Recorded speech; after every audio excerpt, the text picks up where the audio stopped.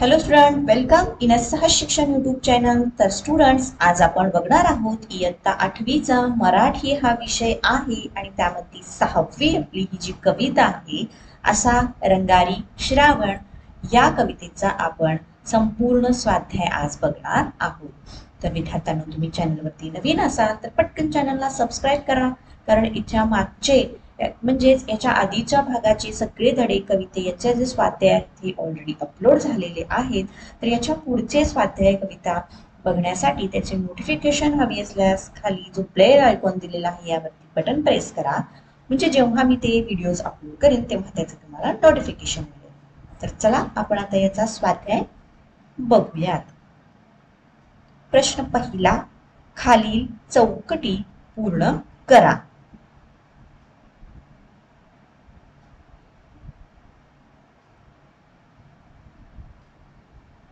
कवीने श्रावण महिन्याला दिलेली नावे. आणि याचं उत्तर, रंगारी, कलावंत, खेळगा.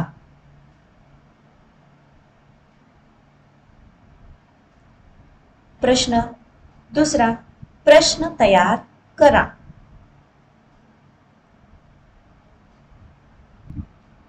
त्यातील अ, श्रावण हे उत्तर येईल असा प्रश्न तयार करा. तर याचं उत्तर, कवीने कवितेत कोणत्या मराठी महिन्याचे वर्णन केले आहे?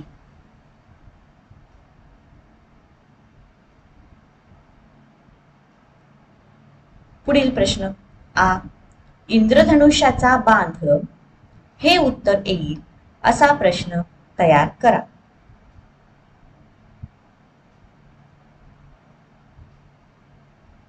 उत्तर, कवीने आकाशात दिसणाऱ्या सप्तरंगाच्या बाणास काय म्हटले आहे?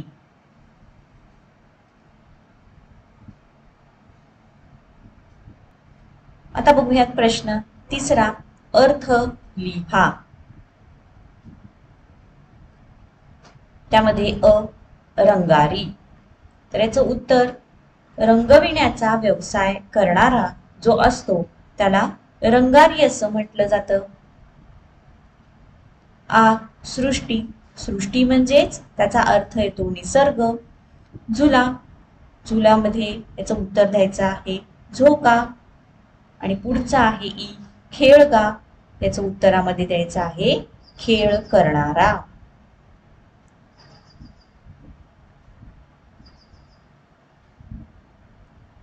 प्रश्न चौथा, आकृती पूर्ण करा. श्रावण महिन्याची विविध रूपे. त्यामध्ये पहिला, रंगारी श्रावण, खट्याळ श्रावण, कलावंत श्रावण आणि खेळगा श्रावण. तर अशा प्रकारे श्रावण महिन्याची ही विविध रूपे आपण लिहिलेली आहेत.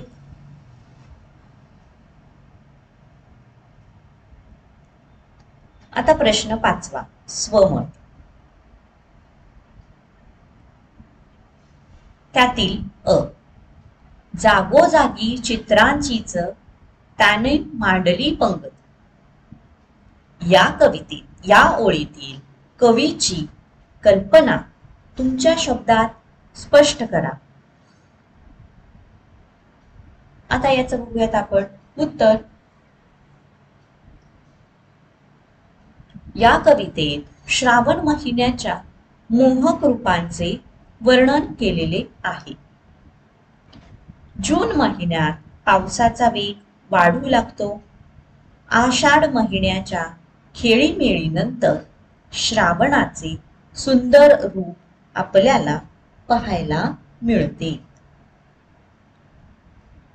ऊन पावसाच्या खेळाचा हा महिना कधी कधी आभाळ मेघांनी पूर्ण झाकोळून जाते, तर कधी लखलखीत ऊन पडते. तापल्या उन्हात पावसाच्या सरींनी वातावरणाला पुन्हा चैतन्य दिले जाते. असा हा श्रावण महिना फुलांनीही सजतो. दरी, डोंगर, ओढे अशा या ठिकाणी निसर्गाची विविध रूप आपल्याला पाहायला मिळतात. ती चित्रांसारखीच वाटतात. निसर्गाचे प्रत्येक रूप छायाचित्रात बंदिस्त करावे असं वाटतं. असा लोभासना निसर्ग या महिन्यात आपल्याला पाहायला मिळतो.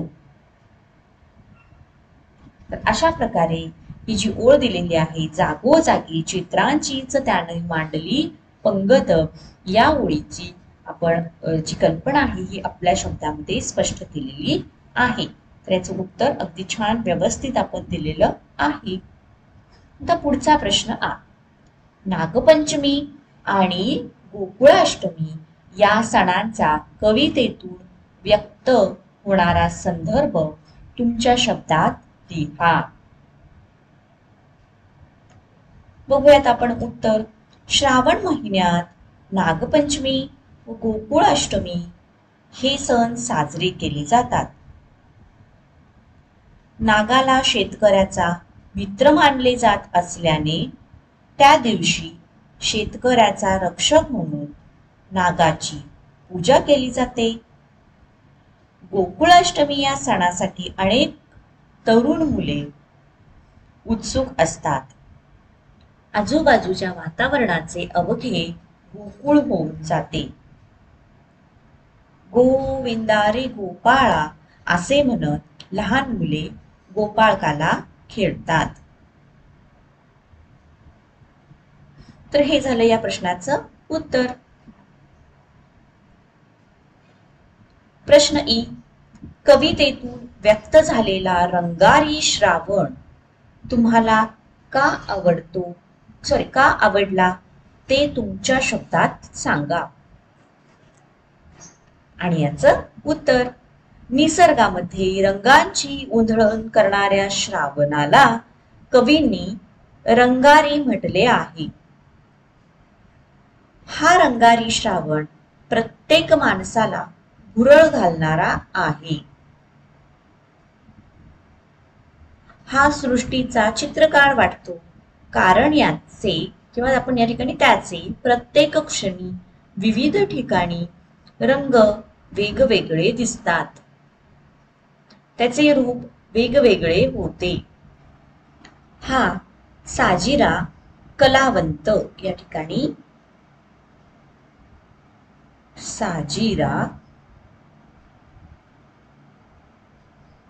कलावंत आहे. त्याच्या कलाकृतींनी तो सृष्टीत विविध कशिदा काढत राहतो. श्रावण महिन्यात डोंगरदरीतून ओढ्यातून जलप्रवाह खळखळ वाहत असतात. हिरवाईने निसर्ग नटलेला असतो. वेली जोमाने वाढलेल्या असतात. वेली अनेक सण उत्सव या महिन्यात येतात, त्यामुळे आनंदाला उधाण आलेले असते.